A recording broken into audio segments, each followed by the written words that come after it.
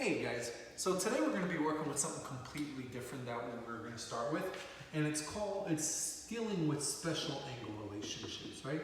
We're literally just going to be working with certain types of relationships that only come up from time to time, but it is actually something that we do work with a bit, and we do apply it a lot throughout geometry. So that's why we are going to be spending a good handful of lessons working on this and getting used to it, right? So we'll get to that in a sec, but one of the very basic ones that we always work with is something called a linear pair, right?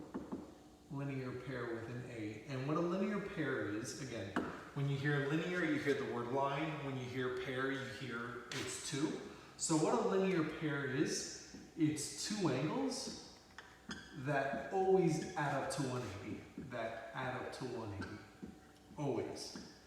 Add up to 180 degrees, right? And that's all a linear pair is. It's always a pair. It's two angles that add up to 180. So the pair means it's always two angles. The linear tells you that a line always adds up to 180. So if we have a linear pair, it's always two angles that add up to 180. And the point of that is, let's say that we had two angles, right? Let's say we had angle F and angle M, right? Let's say that those two angles form a linear pair, right? Form a linear pair. And why that's so important right there is automatically, the second you see that two angles form a linear pair, you know automatically that those two are going to add up to 180, right? So let's say that if I know that angle F equals, let's say it's 55 degrees. If I wanted to figure out the measure of angle M, what you would end up doing is you would do 180 minus 55, right? And the one thing you got to realize is 180 comes from the fact that it's a linear pair, right? We know that one angle is 55. So if we do 180 minus 55, it's going to end up giving us 125 degrees, right? So again, that's the significance of knowing a linear pair. A linear pair adds up to 180. So if one is 55, we know that the other one has to end up being 125. And the reason for that is because, again, whenever they make a linear pair, they always have to add up to 180. So always remember, a linear pair adds up to 180, right? So if one angle is 100, the other one's going to be 80 because they have to add up to 180. So that's one of the basic angle relationships that there is. But there's something that we're going to start working with, and it's a drawing and a figure that you're going to be seeing for a couple of lessons, right? So today what we're going to do is we're just going to work with it just to get you guys comfortable with looking at it and knowing what it is. You guys are going to have to learn a bunch of different angle relationships, right? But that's the whole point of practice, guys. We're going to be practicing all the time with it. So right now we have two lines, right? And then we have a line here that cuts across it, right? And what this line is called, just for understanding, it's called the transversal, right? And just so you understand, all a transversal is, it's a line that literally intersects other lines, right? So in this case, that's a transversal just because it cuts across other lines, right? So again, we'll keep that in mind. Transversal, just a line that cuts across others, right? And that's just so when you hear the term, you know what we're talking about. But what we're going to be working with, and I'm going to label them here. Let's make this number 1, right? 1, 2, 3, 4, 5, 6, 7, 8, right? And I'm putting those there because that's what we're going to be referencing. So we're going to learn about 5 different types of angles today, right?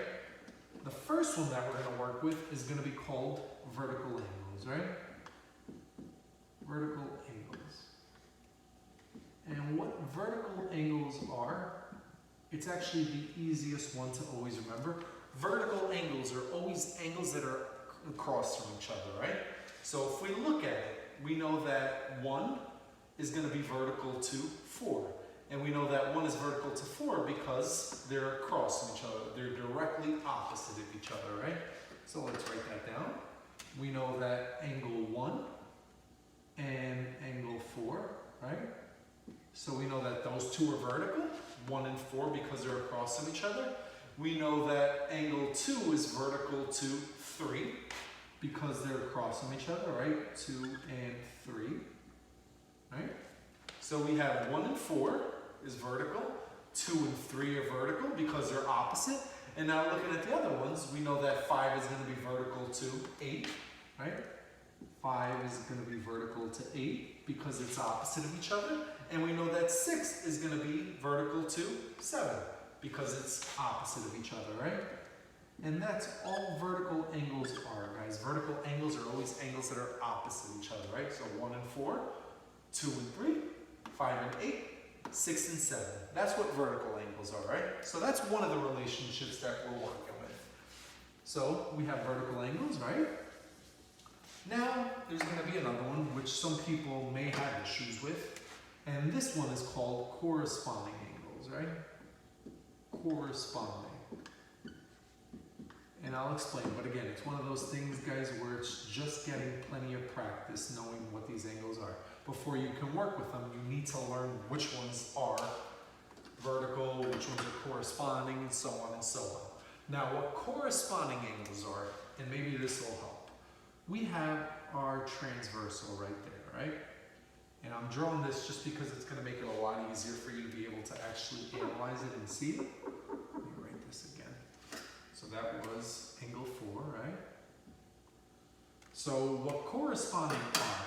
Corresponding angles, it's always on the same side, right? So we have our transversal. You have everything that's on the left side, and then you have everything that's on the right side. So everything here is on the left, everything here is on the right. So that's the first thing about corresponding angles. They have to be on the same side, right? It's either all going to be on the right side or it's all going to be on the left side, right? And the other thing about corresponding, it's the same type of angle. It faces the same direction. So like for example, let's take a look at angle 2, right?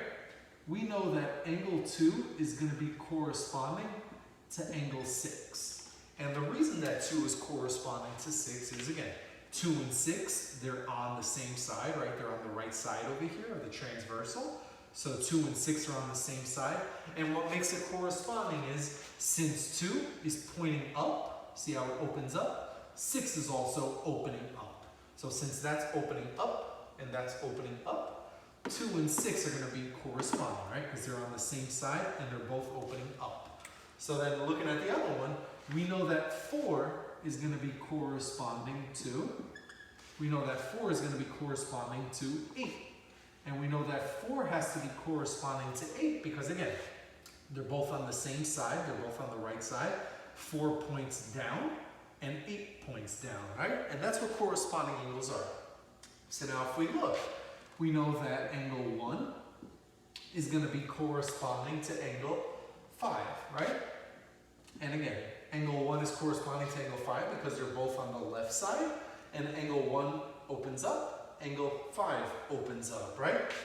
And the last one, we know that angle 3 is corresponding to angle 7, just because, again, angle 3 on the left side, angle 7 on the left side, 3 opens down, 7 opens down, right? So always remember, corresponding, it's on the same side, and it either opens up or it opens down, right? But it's always got to be on the same side. So that's probably the trickiest one to actually explain because the other ones are actually pretty easier to explain. It's 3 of them, and it's a lot less to understand, right? Because then we have something called alternate. It's called alternate interior angles, right? Alternate interior angles. And I'm going to write 2 of them then, just because I want you to be able to see the difference. You're going to have alternate interior, and then you're going to have alternate exterior. So let me explain, right? Alternate means it's going to be on different sides, right? So one's going to be on the left, one's going to be on the right, right? Interior means that it's on the inside. So if we look at all of these angles, basically you have these 2 lines, right? Everything that's inside of the lines, and then everything that's on the outside of the lines, right? So all 4 of these are all on the inside. These 4 over here are on the outside, right? So since we're talking about interior, we want to work with just the ones that are inside, right? Just those that are inside. And since it's alternate, it means it's on different sides. One's on the left, one's on the right, right? So if we're talking about alternate interior, we know that 3 is going to be alternate interior to 6. And the reason that 3 and 6 are alternate interior is because one's on the left, one's on the right of the transversal, right? One's on the left, one's on the right. And also, they're both inside, right? 3 and 6, they're inside of the lines. So alternate interior, we know it's going to be 3 and 6, right? Angle 3 and angle 6. Sorry about that. And angle 6, right? So that's one. We know that the other one that's alternate interior, because it's just one more, it's going to end up being 4 and 5, right? And the reason, again, that it's going to be 4 and 5 is because, again, 5 is on the left, 4 is on the right, and they're both inside. See that? So alternate interior, they're on different sides and inside. So 3 and 6 are inside the lines, and they're both on different sides, the left side and the right side. 4 and 5, right side, left side, and they're both inside, right? So if we have alternate interior angles, we're also going to have something that are called alternate exterior, right? So alternate interior and alternate exterior. And once you get the hang of it, guys, it does become a lot easier. So alternate interior angles are on different sides on the inside. Alternate exterior angles are angles that are on different sides but on the outside, right? So now if we look at it, if we're talking about exterior, we're talking about the angles that are outside, right? So all of these were inside, these are all outside, right? And since it's alternate, it's different sides. So 1 is going to be alternate exterior to 8.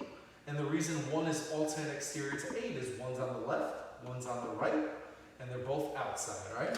So we have angle 1 and angle 8, right? And the other one that we're going to have is going to end up being 2 and 7. And the reason it's 2 and 7, again, one's on the right, one's on the left, and they're both outside, right? See how this is on the top and this is all the way on the bottom? It's outside of those two lines. So everything's inside, all of this is outside, right? So the other alternate exterior would be 2 and 7, right? So always remember, alternate interior means that they're different sides inside. Alternate exterior means that they're on different sides on the outside. And then there's one more that we have to. And again, I know it's a bunch of relationships, guys, but we are going to be practicing with all these for a couple of lessons, guys. But it is your job where you got to actually try to understand them. And we're going to be doing plenty of practice with this during class time. The last one, it's actually pretty simple to remember, is called same side interior, right? Same side interior angles. And the name itself, it's extremely direct.